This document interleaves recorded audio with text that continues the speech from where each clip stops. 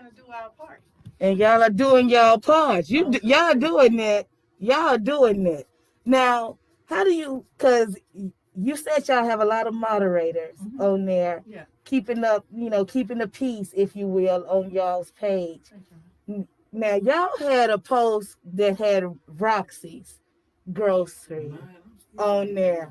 Look, I know what Roxy's is like, and that post made me go to Roxy's. That's right.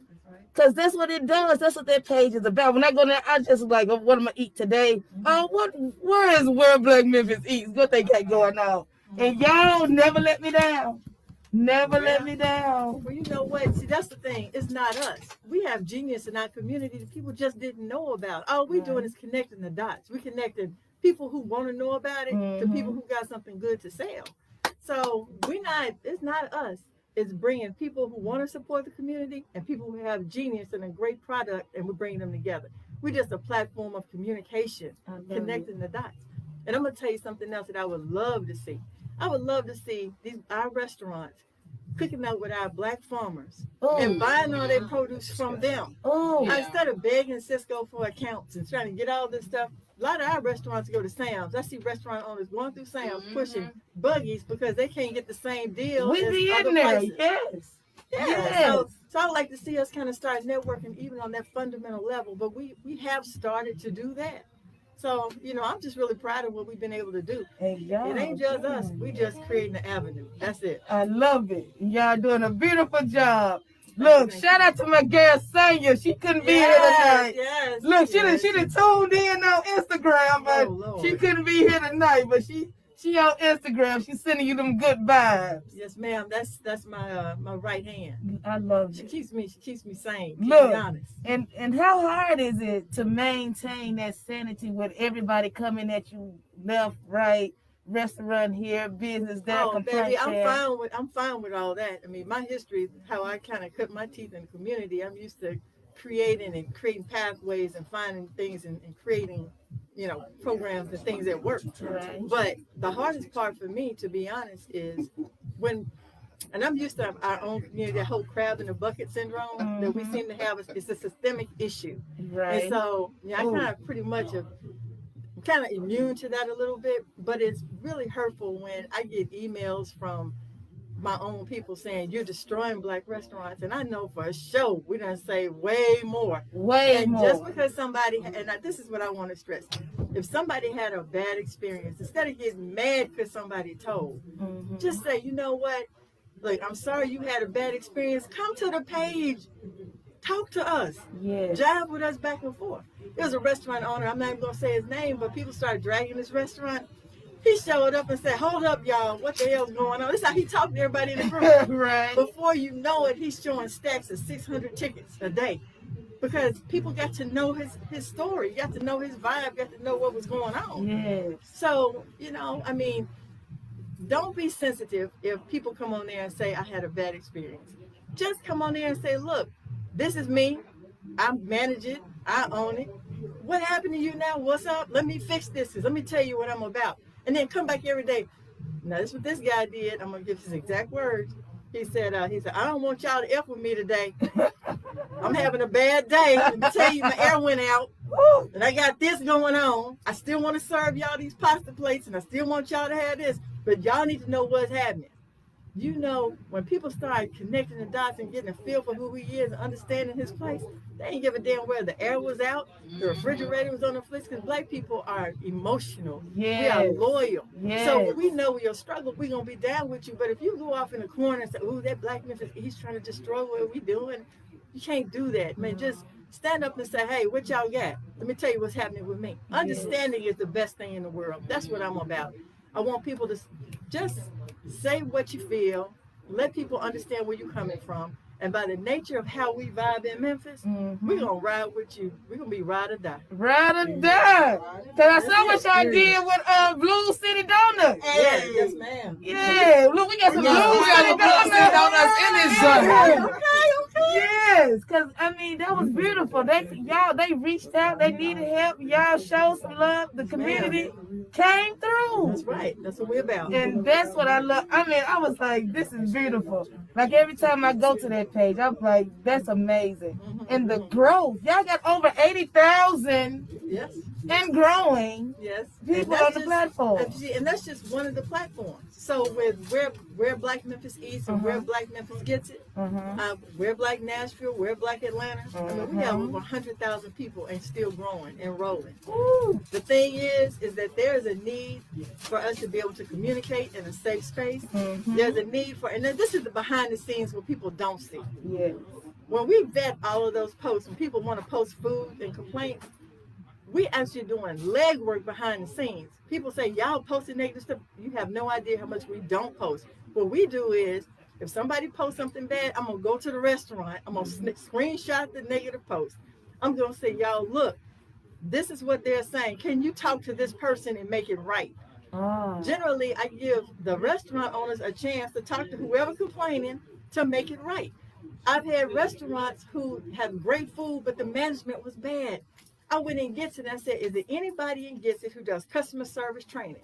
Is there anybody in Gets It who knows how to run a restaurant? I have 4 women stepped up. They go to restaurants right now free of charge and sit down and say, okay, let's see what's going on with you. Why are we having management problems? Let me get you some human resource help. This is what we're doing, all free. And these people are volunteering their time. We give away food. We have people, home cooks.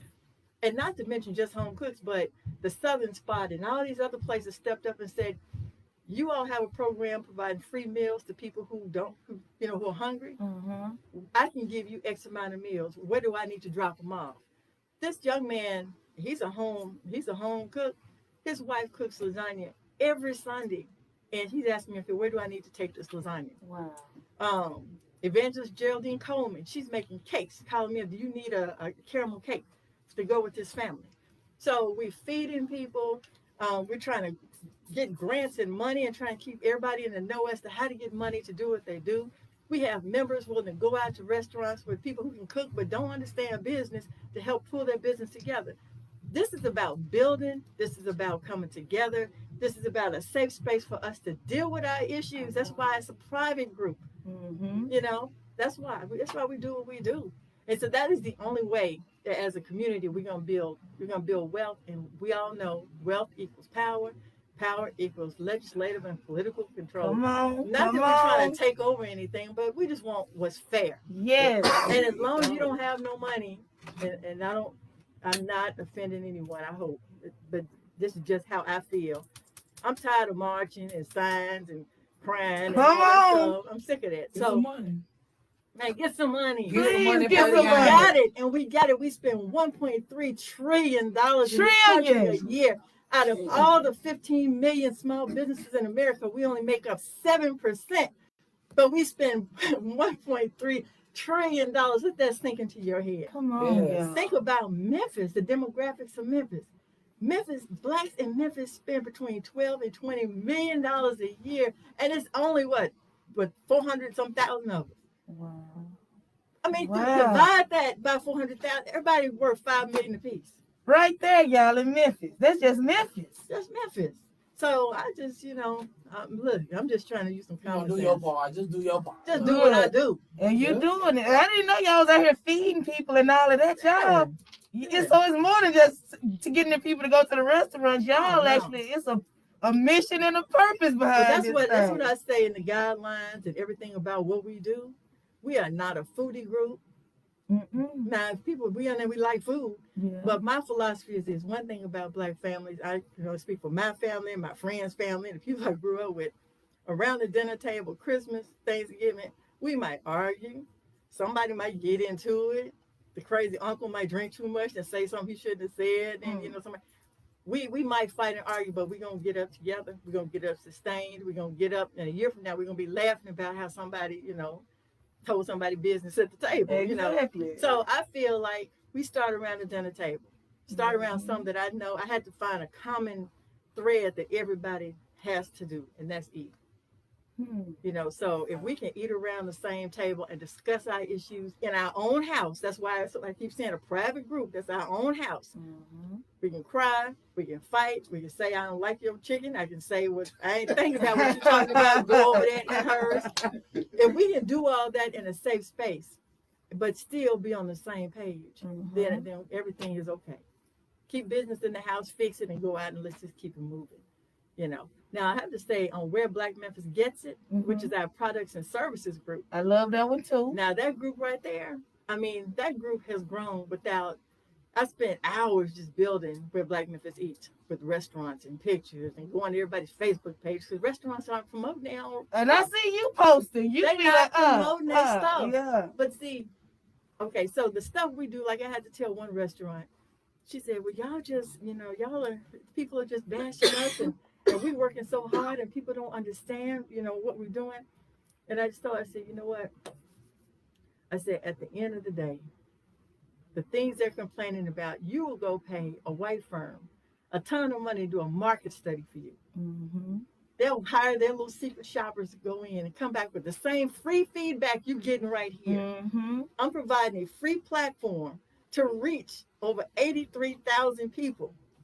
But you'll go spend, you know, $20,000 with something to get a little ad run on TV, a little ad and commercial appeal, and some newspaper stuff, and you can reach and talk to the people.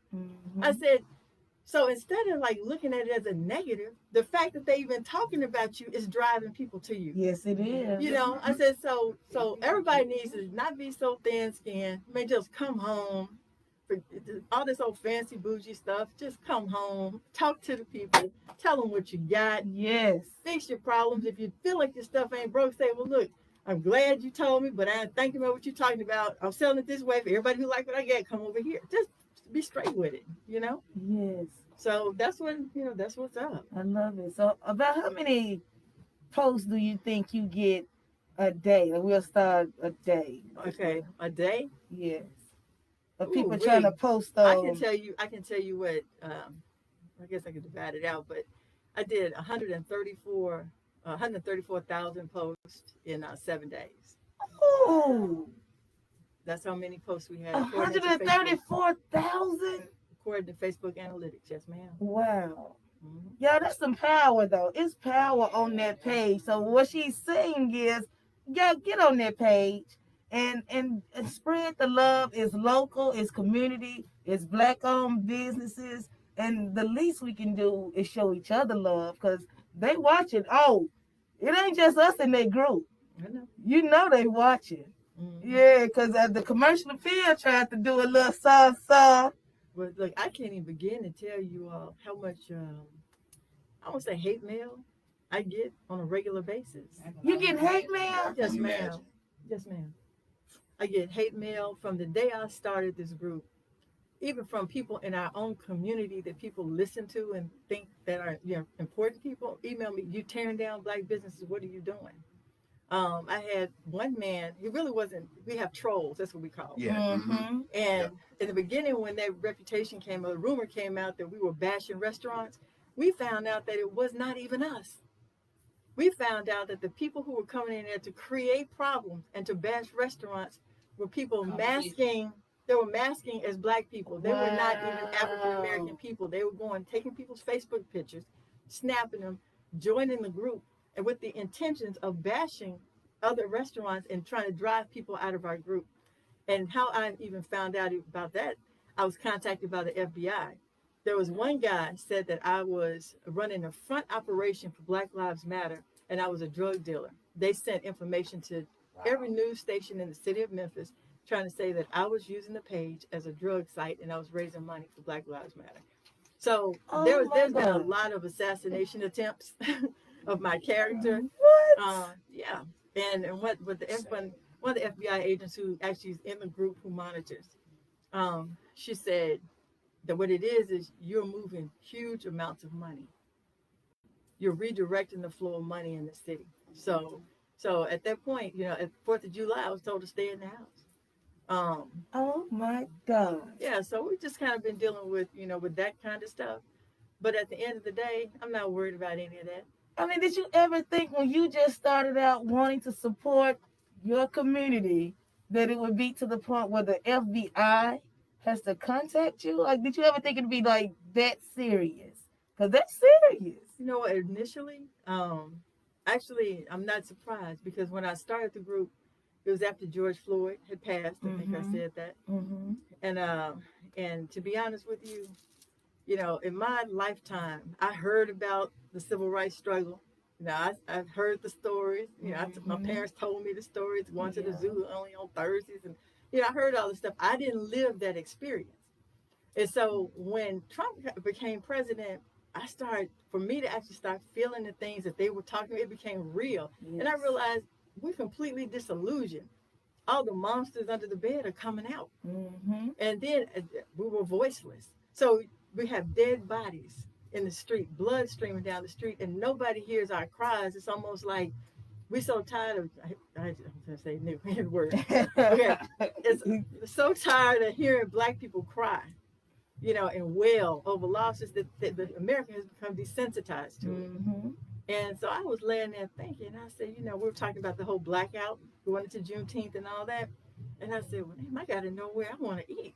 Because I mean, we ain't supposed to be spending money except in Black places. I don't even know where I can really go.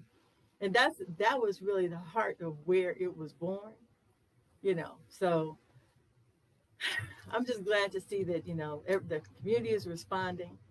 I'm happy to see that not only is the community responding, but restaurants are now developing trust and confidence, and that we are not trying to hurt them, that they see that we are all in this together. Yes. And that there are a number of people who really want to support them honestly. And then in where Black Memphis gets it, to see the level of people saying every day, thank you, you know, I didn't know I found a Black plumber, a licensed Black plumber. Yes. I say this every day. There is Black genius everywhere you look. Everywhere. Every company you look in, there is a Black person back there making it go. I don't care if it's the sous chef. I don't care where you are. If everybody kind of gives that person an opportunity to shine and support them, man, it's just amazing what we can do. And I'm going to kind of reel it in a little bit, but I have to say this. Why is it that you can drive down the street and see a sign that say Chinese restaurant, Italian restaurant, and nobody got a problem? Nobody. You drive down the street and say Black restaurant, then all of a sudden, oh, she's being divisive. Oh, that's a problem. Well, I mean, if that's not divisive, when you can just have a sign and say Chinese restaurant, what I'm saying is in America, to be unapologetically Black and proud is a problem. You know, it's being separating. I'm not racist. I don't believe in races. I don't even believe in races. The different races. I think what's the man, Johann Blumenbach created the races, in 1752. There was no such thing as three different races. He did it for reasons to justify slavery and capitalization, imperialism in Africa. So there was no races. There are phenotypes. There's only one race as human beings, and then there are phenotypes. So I'm not going to be bought and sold by somebody else's idea of reality. Man. You know, so that's, you know. Man, she teaching. That's what I'm talking about. Oh! I mean, it's like I'm in church. Who quiet? That's what I'm talking about. That is dope, because I'm telling you, Huey P. Newton, he said, though, once you start to love yourself and speak up for yourself, our white counterparts, they get nervous. It's just like, it's not that you Black, is that you're Black and you're proud to be Black and you're about to start supporting Black ideas and things of that nature. And that's the biggest thing, that money. Well, look, you know, there was a restaurant here in the city, and I won't, you know, a white restaurant group owned restaurant. I actually was in there having lunch. I decided, you know, I'm like anybody else, I might want to stop and try something different. So I'm sitting there, and he comes over to my table. He goes, yeah, you're the one with the Facebook page, right? I'm like, I wear this everywhere, my mask everywhere I go. So yeah, that's me. He says to me, he goes, you know, do you mind if I sit down? I said, okay. He said, you know, I really admire what you're doing. That's really wonderful what you're doing. I mean, and Kelly English did such a great thing by elevating you all's restaurants this summer. I learned about a lot of places that I didn't even know really exist. I mean, you guys have some really good places, fine places. He said, fine places. Mm-hmm. He said, however. Here we go. Wait on that damn butt. However, you know that you're going to put a lot of good, honest establishments out of business and lowering our cash flow because we hire a lot of you all. Our head chef, is a black, and we hire a number of blacks here, and we love blacks. We don't have an issue with blacks. And he said, but he's saying that by diverting his customers who are now slowly we hitting them in the pocket. So exactly. So he's basically saying now you're going to put your people out of work by doing what you do. So I just told him, I said, well, you know what? If they lose a job here, the restaurant that's getting all the money, they can hire them over there. Exactly. How about that? What you said? And I said, and guess what? Everybody in here is welcome to come and eat too. Because my thing is I want to circulate black people's dollars in the black community, but I want other people's dollars in the black community too. Like we do. That's right. Yes. Yeah, we shop with everybody. Everybody. That's it. We want everybody. So we'll never be able to do anything if we just go inward. We have to kind of elevate and fine tune what we do, so other people can, when they come in, they can't. Nothing is better than what we got. Success is undeniable.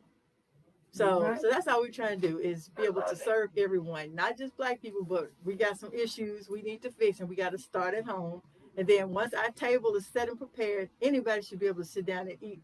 And just like our beautiful Asian brothers and sisters, we go drop our money in their restaurants. They ain't put nothing in yours. Nothing. But they just sucking money in. Sucking money. Our money just flying out the door.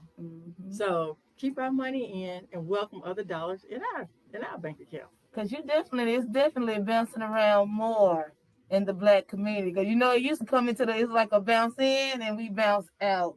And that was like I think the Jewish dollar bounced around in their community like 30 times before they even think about spending outside their community. The black dollar stays in our pocket with 7 minutes.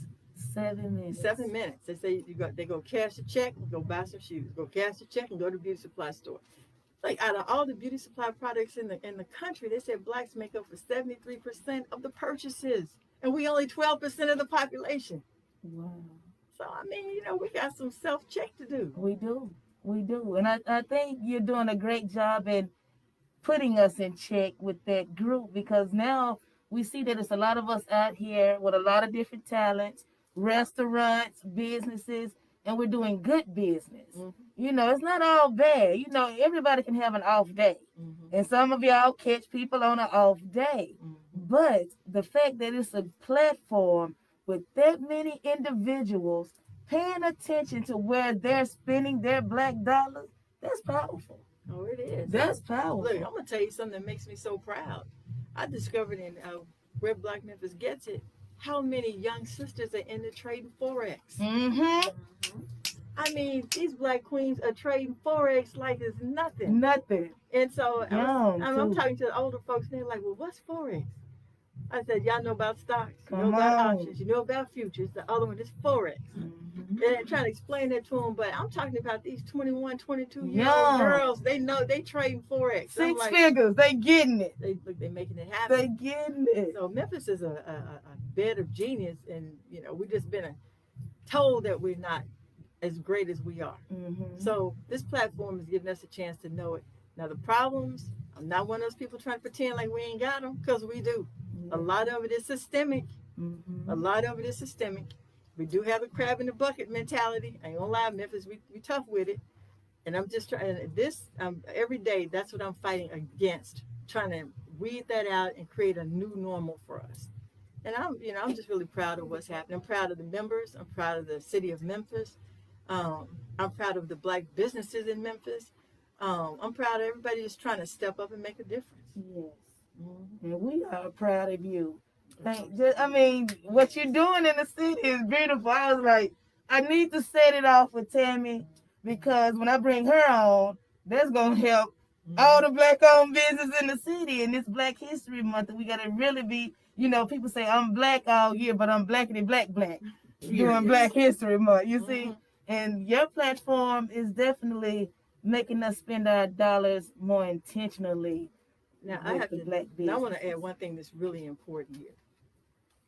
not only when we develop Black wealth, what that means is it means that our schools are able to receive more money for better quality education. That means your kids are going to receive a better education, therefore a brighter future. When you have more money, you're able to tithe more in your church as opposed to going to another place and tithe.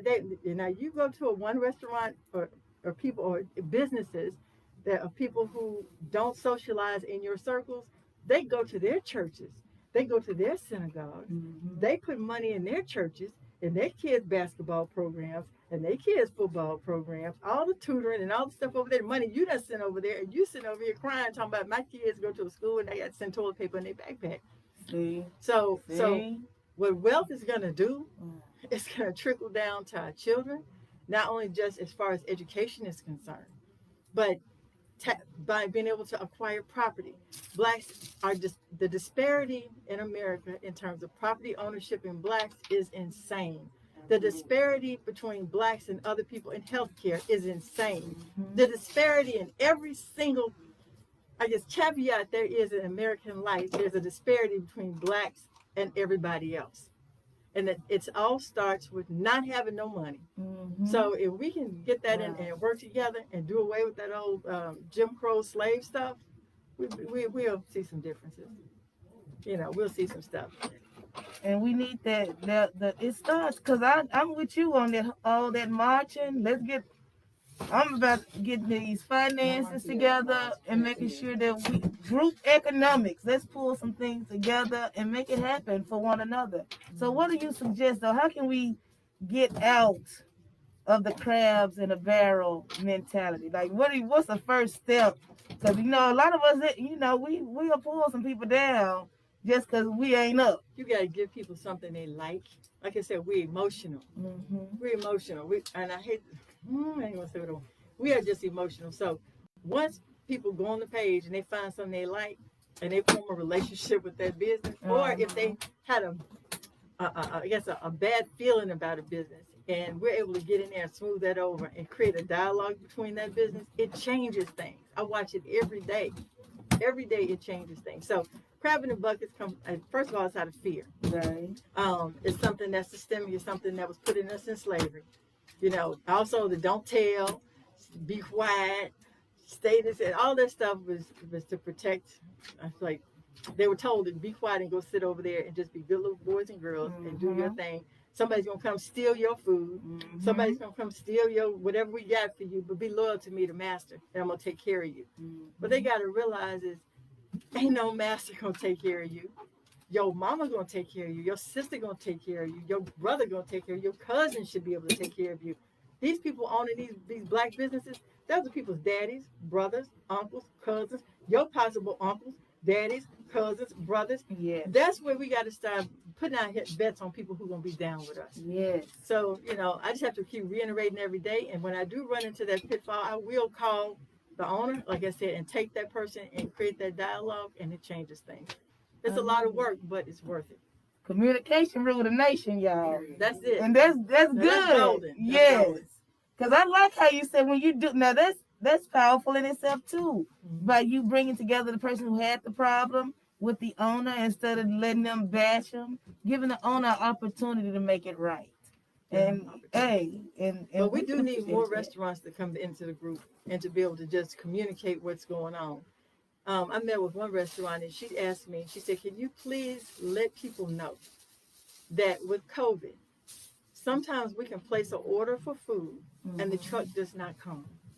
She said, we can place an order for something and I might have 20 cases of something ordered and they show up with 10.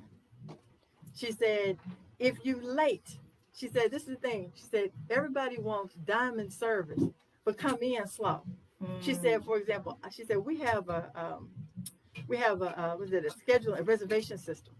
And she said, if you say you're coming in at 8 p.m., y'all show up at 8:30, 8:45, 9 o'clock.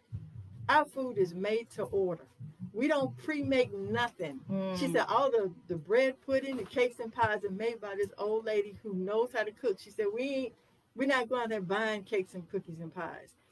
Our sauces are made from scratch, everything. We don't buy nothing. Mm. So it's a longer wait period, but that's why we want you to have an appointment. And she said, but you all come in late. One person show up and they say, well, you can't be seated till the rest of your party gets here. You got to understand she said they got to understand the gymnastics that it takes for me to coordinate their event. I mean, their dinner.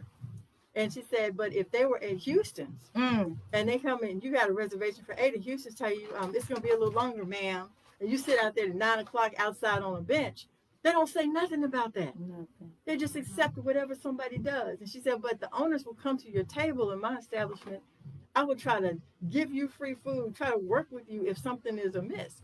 She said, but everybody has to be fair, and there's a level of understanding that has to be had. And I said, and you know where the problem is? Instead of you coming to the group telling people this, I said, this is the problem. She said, well, we have people that will come in there, and we have social media people. I said, well, once again, you're talking about your cousins. Think about this. How would your cousins feel? You got a problem with your cousin, or your cousin got a problem with you, but they got somebody that you don't even know coming talking from one to the cousin and coming back to you. That ain't gonna fix your family problem at all. You and your cousin will have to sit down and fix it. So that's the long and short of it. Yes, man, I'm telling you, you done spoke a word tonight, and we appreciate you coming out, because I was like, if you say yes, this is gonna set off my Black History Month. And you said yes, and we in this thing. You done spoke a word. Everybody who listening tonight gonna go and where Black Memphis Eats, and then you got where Black Nashville and where Black Atlanta Eats. So I mean, it ain't stopping. Cause hold on, how far you gonna go with this? Where we gonna go? Well, you know what? People have contacted me from all around the country. They want it. We have people in our group from England. Oh, we got people. Goodness. Yes, we got people in our group from all around the country asking me, "Can you do this in our city? Can you?" There are people trying to do it and they couldn't get it off the ground.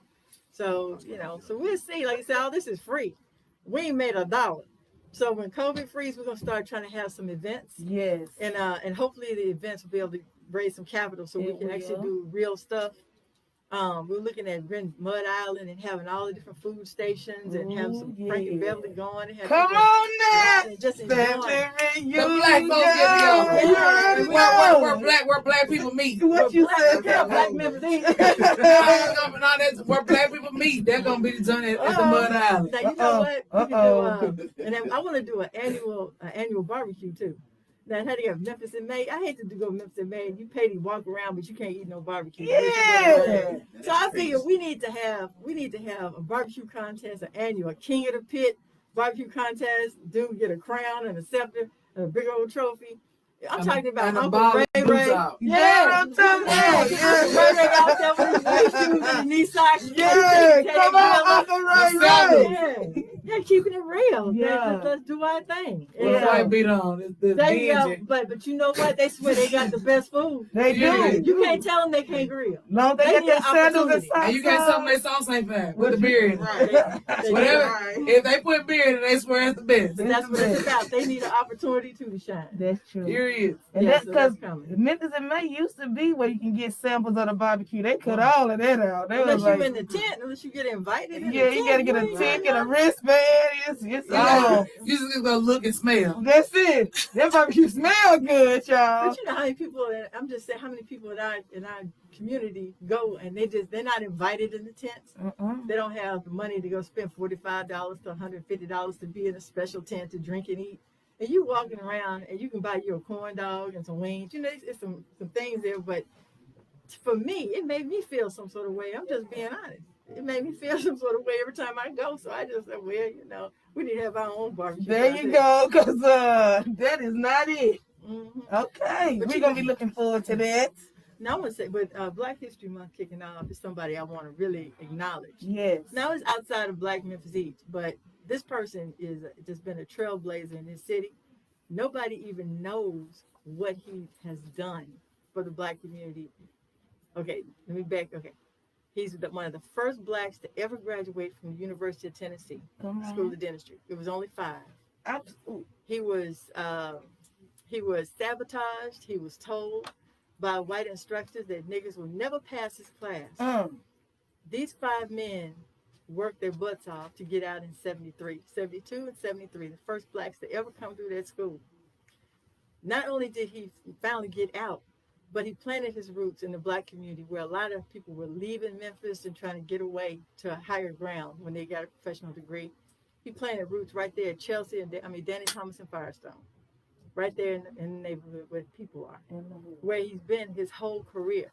He created a program to try to close the oral health disparity of African American children in this country, to the point where the state of Tennessee, in their report, the TennCare report, a Medicare report, showed that the cost per child in West Tennessee, which is Memphis, was only $79 a child, but the cost per capita in Middle Tennessee and East Tennessee was $579. So essentially, this one man saved the state billions of dollars by improving oral health for children in this country. Wow. Not just fixing teeth, homework assistance, mentorship. Most of the dentists who work there now were kids who came in, who grew up in the hood. I'm talking about, they call themselves baby kids because they grew up, and we know about baby kids. Yeah, in hard situations, but they came up and they became dentists because they would get out of school and it was a safe place for them to come. He put a lab jacket on them and some gloves and take them 7, 8 years old and let them sit in a chair next to him. So not only most of the black dentists in the city have stepped on his shoulders to get where they are, and he's been open to them. And I'm not trying to do a shameless plug, but he has not liked attention, but he has buried more grandmothers. He has paid more light bills. For over 30 years, he kept all the grass cut up and down the whole Elvis Presley corridor without anybody asking. What? Yes. And when he stopped, you could tell the difference when he got older and sick. So, and that person is Dr. Lovelace Gipson, my daddy. Come on, Dr. Lovelace Gibson. Yeah. Come on he's through now. Wow. Yeah. That's what I'm talking about. That was dope. That was beautiful. Dr. Lovelace Gibson, y'all. That's a bad name. Yeah, no. How's Dad now? How is supposed to be here, but God, damn it, get this up. Look. He's fine now, just older, and he's still trying to manage from afar. He's not practicing anymore. But when I tell you, he feeds, for the last 30 years, every child that has walked in his office got fed. No, listen, when I say fed, we had the grill smoking, making hamburgers, hot dogs, and the health department said, well, look, y'all can't be feeding. Look, that's the dentist office, y'all. Yeah, because these kids are coming in hungry. Yeah. So then the health department said, well, you're going to have to do something. We started doing peanut butter jelly sandwiches. So now we had one kid write a song. It killed me at Juneteenth. He got on the stage. He said, I got a song for my favorite dentist. They come get me every 6 months. And he just broke out in his rap talking about you get a peanut butter sandwich and a new toothbrush. So yeah, but see, the dentist inspired that though. Yeah, that's that love. But see, when they come though, they would have rap contests. They get educated first, and then they get broken up in groups and write me a song. They do raps, they math contests, multiplication on the walls. We have they had high school mentorship programs. So kids who are interested in dentistry, they didn't have to have the highest GPA, because we know a lot of times our kids are faced with so many things. The mothers sometimes are working 2 and 3 jobs, and they're used to being told no all the time. So the mama's stressed out. But we created a whole network of women. We call them case managers, or family buddies. And what these ladies do, they would actually go into the home and assess whatever their mama's need was. And say, Mom, I'm here to help you, whatever it is. So that means they need combing hair, giving baths. If they got to go pick the kid, got 3 or 4 different houses because the mama had to go to work and kids start at the mama house and go to the auntie house, whatever it is, to make sure that child stayed in an oral health routine, as not just the oral health routine, but the whole mind, body, spirit wellness of that child. It's just been an amazing thing to witness, and that's what's poured into my spirit in terms of what I do. That's what I know how to do. So when I see things happening in the community, I've walked through communities. I've walked in every project in the city. When I go to different grocery stores, kids who grew up seeing me, they grab me around the legs. it's kind of weird seeing big old teenagers walk up to me and be holding up to me. I'm like, who is this? I remember you. So, doing what I do now is natural. Yes. It's a natural evolution. You come by honest. Yeah, because I know my community. I know my community, and I'm able to assess where our breaks are, and I'm able to kind of bridge those through experience and actually being in the community so long, and I credit the heart of what I do, which is nothing. Like my father used to always say, to whom much is given, much is expected.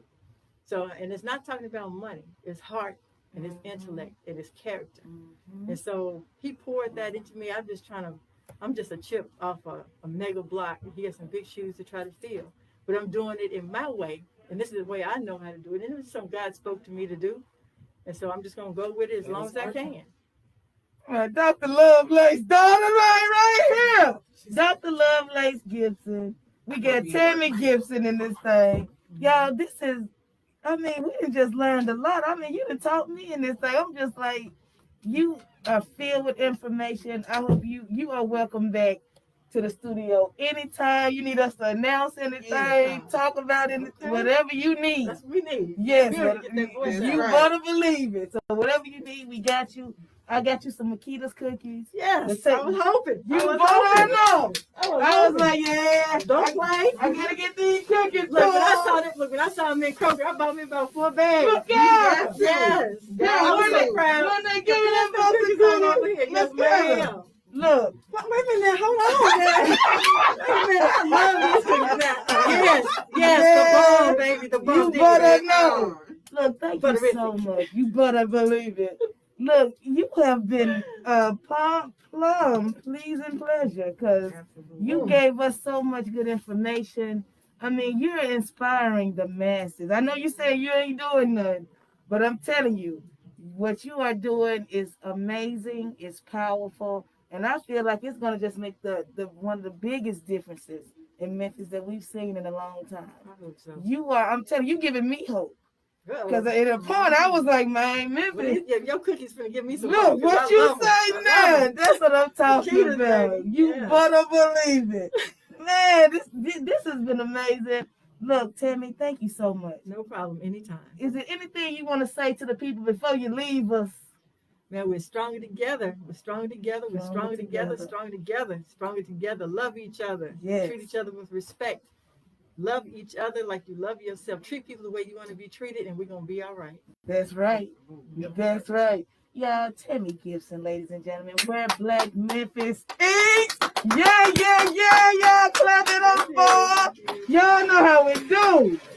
Hour 99 The Mix. Thank y'all for tuning in this old school Thursday. We finna see our guests out, but y'all know what it is. Shop black, buy black, support black. Be black. Y'all hear me? Let it go. Yes, ma'am. Thank you so much. We good. I want to get a picture, then we can do it. Yeah. I want to get a picture.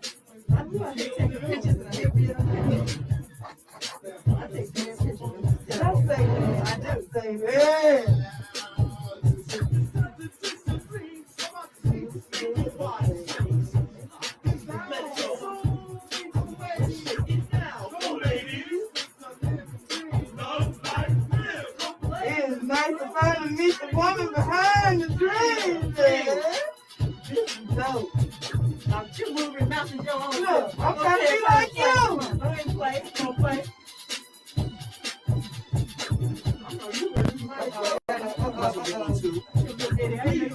Look.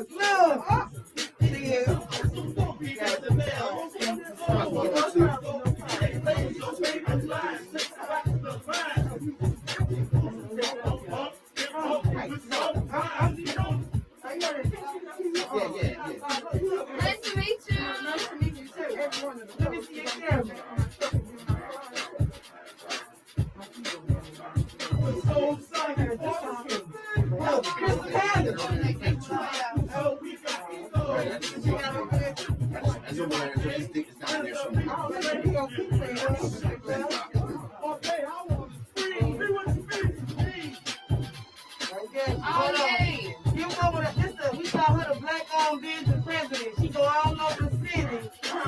black on business. We gotta represent our culture. She gonna take a picture with you and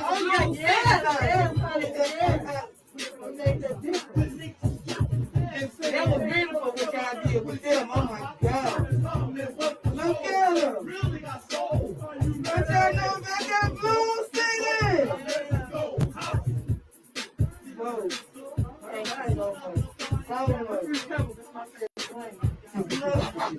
I like that red velvet thing.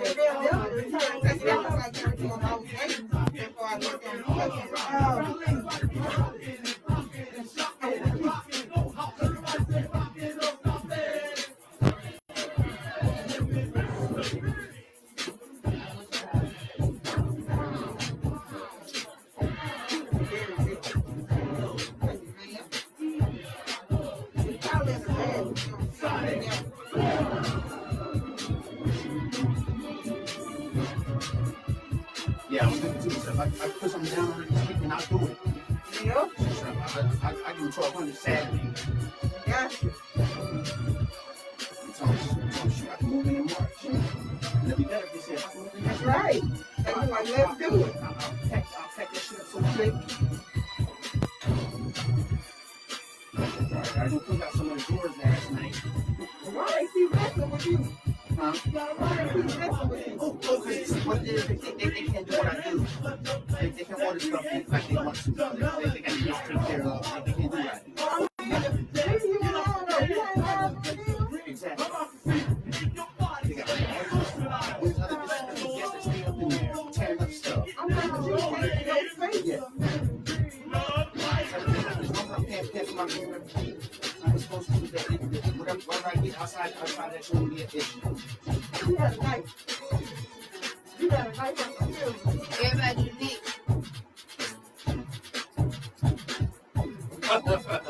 Hey! I'm making this thing up right now.